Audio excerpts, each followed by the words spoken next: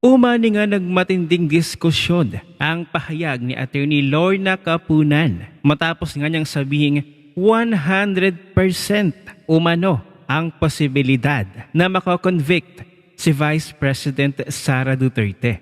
Ayon nga kay Attorney Lorna Capunan, dalawa daw ang pinakamabigat na issue laban kay VP Sara. Unang-una ay ang Anti-Money Laundering Council report hinggil sa umano'y 6.7 billion pesos na mahigit na na-flagged transactions daw sa bank accounts niya at ang kanyang asawang si Attorney Mans Carpio at ang death threat daw sa mag-asawang BBM at Liza Marcos. Pwede ba yun na isang abogado makapagsasabi agad ng 100% na resulta? Hindi ba nga nakadepende ang mga boto ng mga senador para makonvict si VP Sara? Heto't panoorin natin ang video kung paano magyabang si Attorney Lorna Capunan. Alam mo, forthwith na yan. Pero hihintayin natin, baka yung mga nanonood, akala nila ang susunod ang Senate trial na. Oo nga. Hindi po, dadaan po to ng plenary. Okay. Sa plenary, kailangan ng 1/3 vote. No? Yung 1/3 based on the total number of congressmen, mga 106. Okay. So yun ang target. Maalala natin last year, ito yung mode na ginamit nila. Hindi dumaan ng Justice Committee by direct vote ng more than 1/3, 200 plus. Diniretso na nila sa Senado. Yun ang pagkakamali Ngayon, nila. May Justice Committee, katakot-takot na due process, wala nang masasabi. Wala nang tatanungin o dadalhin pa sa Supreme Court. Although pending pa sa Supreme Court yung tatlong petition.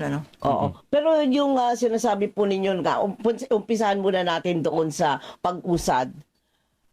Pag-iisipan na, ay magbobotohan din daw kung sino ang magko-comprise ng mga abogado, prosecutors, pag-akyat na po ng Senado. Kayo po ba ay bukas sa posibilidad na kayo ay magiging prosecutor?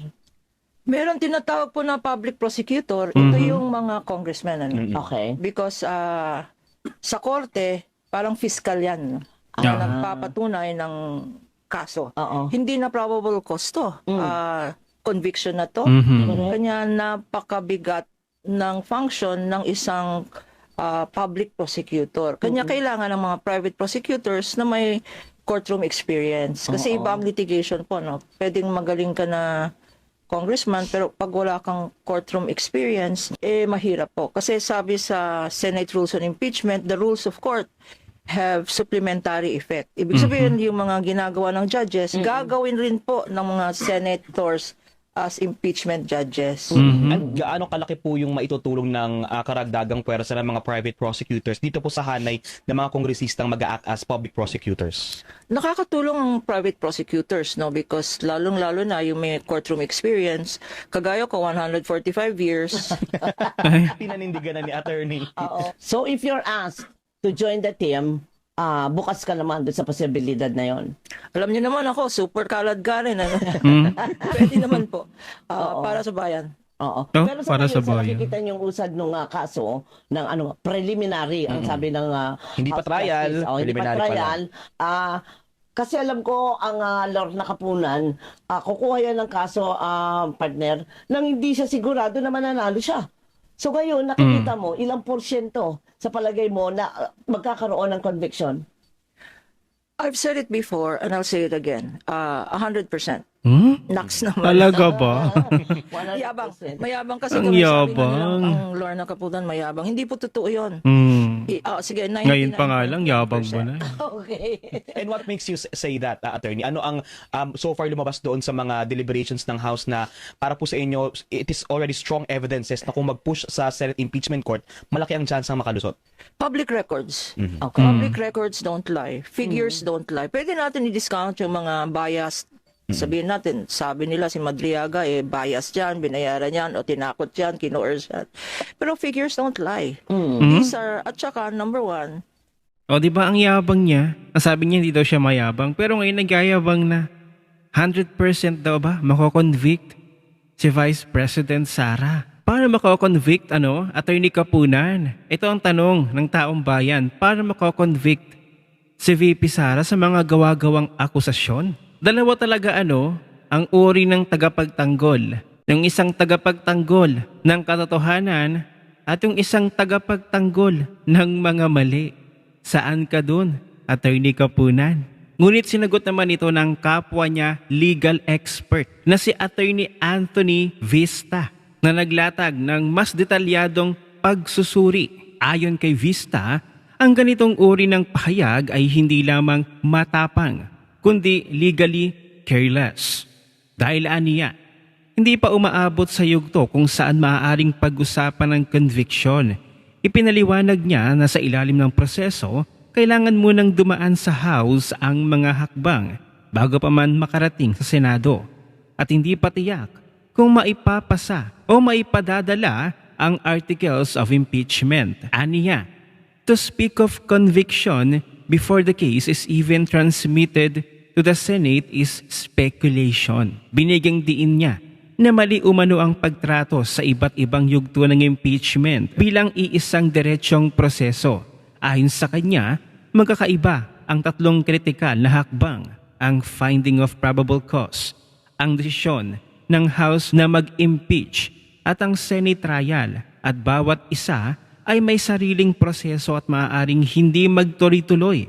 Dagdag niya, probable cause does not equal impeachment. Impeachment does not equal conviction. Nilinaw rin ni Vista na ang probable cause ay hindi katumbas ng ebidensya para sa conviction, kundi isang paunawang batayan lamang upang ituloy ang proseso. Aniya, it authorizes further proceedings. It does not decide liability. Kaya't maling ituring ito bilang patunay na siguradong may kasalanan na. Sa usapin naman ng ebidensya ay giniit niya na ang mga sulat gaya ng financial documents, AMLAC-related reports o umano'y mga pahayag ay kailangan pa ring suriin at patunayan sa konteksto ng batas. Aniya, suspicious transaction reports are not convictions, they are leads na nagpapahiwatig na hindi pa tapos ang proseso ng pagbusisi sa mga ito. Isa pang binigyang pansin ng abogado ay ang political nature ng impeachment. Ayon sa kanya, bagamat may legal na basehan ng proseso, nakasalalay pa rin sa boto ng mga senador ang magiging desisyon. No lawyer can honestly say that conviction is 100% certain and a process where the final result depends on a political votes. Sa huli, nagbabala si Vista na ang ganitong klaseng pahayag ay maaaring magdulot ng maling impresyon sa publiko na tila tapos na ang kaso kahit hindi pa nagsisimula ang formal na pagliliti sa Senado. Para sa kanya, mas mahalaga ang mag-ingat na nagpapaliwanag kaysa pagbibigay ng tiyak na konklusyon sa isang prosesong nananatiling bukas at hindi pa tapos. So yun ang mga diskusyon na ito ng kapwa legal expert. Merong mga sumusuporta kay Attorney Kapunan ay syempre yun yung mga anti-Duterte.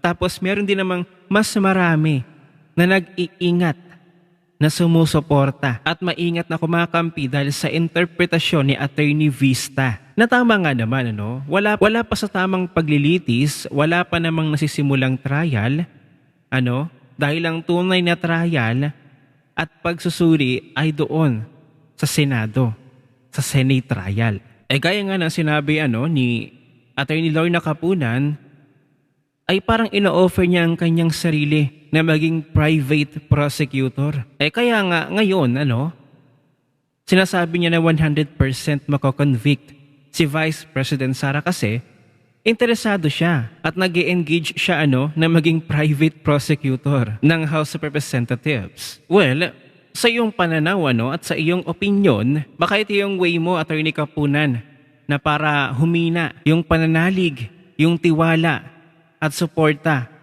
ng mga taga-suporta ni Vice President sa kanya. Kaya ngayon sinasabi mo na 100% na makakonvict si VP Sara, pero hindi. Itong mga taga-suporta ni VP Sara talagang solid yung mga yan. Walang iwanan. Kaya ka nga nagbibigay ngayon ng opinion na 100% makakonvict si VP Sara. Ay nagbibigay ka ng motibo. Yata, Sa tingin ninyo, nagbibigay ba ng motibo itong si Attorney Lorna Kapunan para maging private prosecutor ng House of Representatives. Kung titingnan mo yung physical appearance nito, hindi sa pag-judge siya. Kung titingnan mo yung physical appearance nito ni Attorney Lorna Kapunan, ay parang hulmahan din ni Leila de Lima.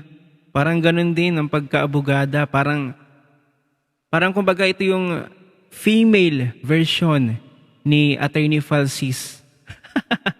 At ang kanyang astahan parang mas magaling pa siya sa ibang mga Supreme Court judges baka gusto rin ng maleta. Hindi mo alam kung talagang abogada ba ito si Attorney Kapunan or manghuhula. Grabe, hindi pa nga nag-uumpisa yung impeachment trial sa Senado. Abay na-predict agad ni Attorney Kapunan. Abay 2-in-1 pala itong si Attorney Lorna Kapunan. Lawyer na, manghuhula pa. In fairness naman kay Attorney Kapunan, talagang napaka-active. Talagang napaka-vocal pagdating sa impeachment ni Vice President Sara, pero doon sa trilyong pisong nakawan sa Marcos administration, sa gobyernong ito, sa flood control issues, flood control scandal,